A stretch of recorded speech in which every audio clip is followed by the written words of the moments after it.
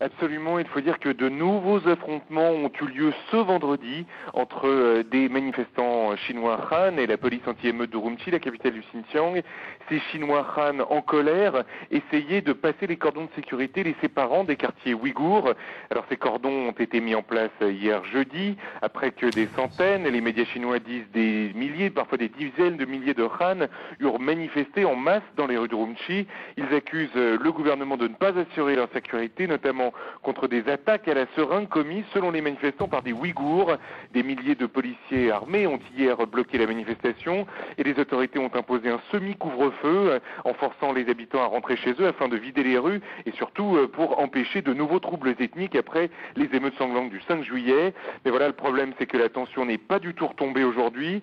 Ce vendredi, les Han qui se sont affrontés avec la police demandaient à pouvoir se faire justice eux-mêmes. Alors vous évoquez des attaques à la seringue, de quoi s'agit-il? Est-ce qu'il y a là une psychose entre ethnies qui de toute façon se détestent? Alors, pour l'instant, effectivement, cela ressemble assez à une psychose, puisque ces attaques qui ont officiellement blessé 476 personnes, eh bien, ces attaques à la seringue, on n'en connaît pas vraiment les auteurs. Les victimes qui témoignent ne sont jamais formelles sur l'identité de leurs agresseurs.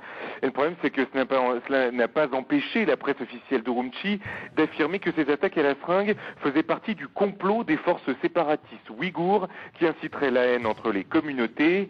Le problème, c'est que cette confusion, psychose, comme on veut, cette confusion a réveillé une envie de vengeance et un climat de violence interethnique qui avait seulement été mis en veilleuse depuis 2 mois.